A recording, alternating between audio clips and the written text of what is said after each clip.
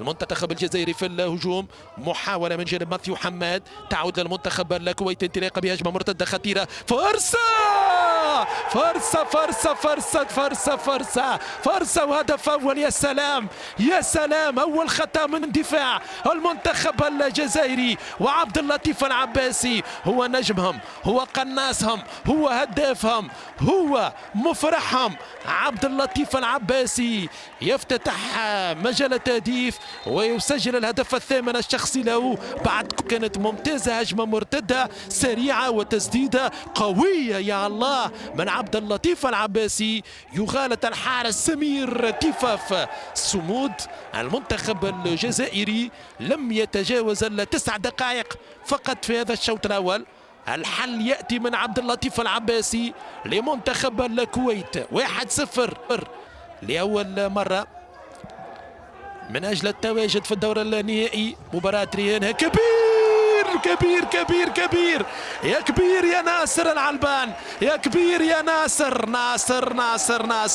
ناصر يضيف الثاني بكيفية مخادعة للكل للجميع. نعم يستحق التحية، يستحق التشجيع. ناصر العلبان، كرة قوية ممتازة جدا. علبان يسدد قوية تباغت الحارس سمير تيفاف.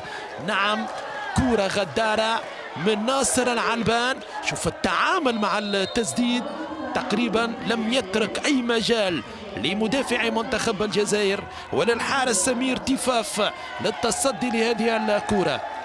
13 نقطة مصر في الوصافة، 12 لبنان، 6 نقاط وهدف تقليص الفارق. هدف تقليص الفارق لمنتخب الجزائر. كرة من الهداف أمين بن شريف، مدافع برتبة هداف، مدافع برتبة هداف. أمين بن شريف يشعل المباراة.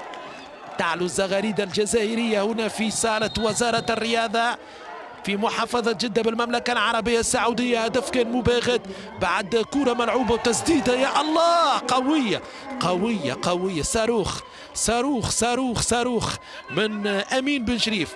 تسديدة لا تصد من الحارس فهد الخواري. أمين عادت الكرة للمنتخب الجزائري، منسوب الثقة ارتفع. كرة ممتازة، انطلاقة حيوية، مباراة أصبحت مشوقة كثيرا. كرة في نص الملعب، انطلاقة باستلام بفرصة للمنتخب الكويتي. خروج سريعة، فرصة لهدف ثالث.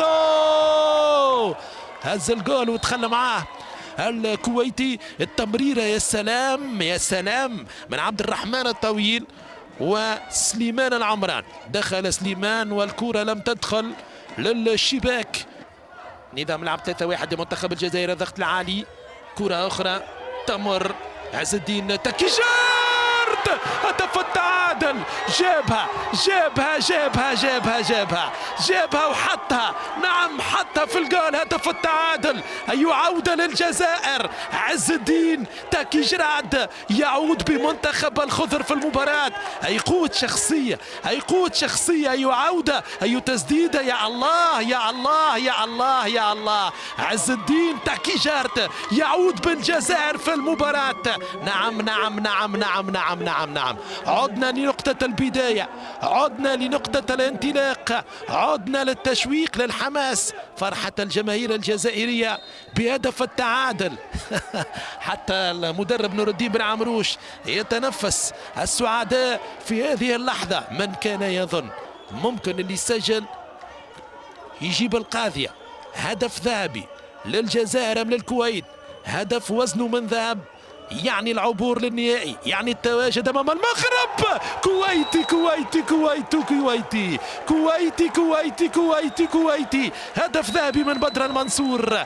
الهدف الثالث ياتي الان. نعم المنتخب الكويتي يعود من بعيد. شخصية القوي، شخصية الفريد، شخصية العظيم. منتخب كويتي ممتاز. تسديدة كانت بمحاولة من سلمان البعيجان والمتابعة من بدر المنصور.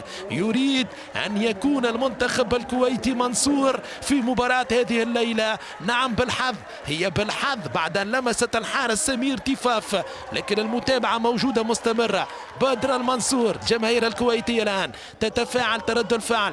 6 دقائق 48 ثانية، مباراة مازال فيها وكرة للمنتخب الجزائري والمرمى شاغر. كرة التعادل، تعادل ضاعت يا الله. غريبة وعجيبة، غريبة وعجيبة. الارهاق، الاجهاد حاضر موجود. هذه كره خطيره لمنتخب الكويتي، تتواصل الهجمه، ما زالت الفرصه، كره للتعادل خطيره، تعادل. لا لا لا لا لا لا، وليد بيتركي يقدر كره التعادل على المنتخب الجزائري.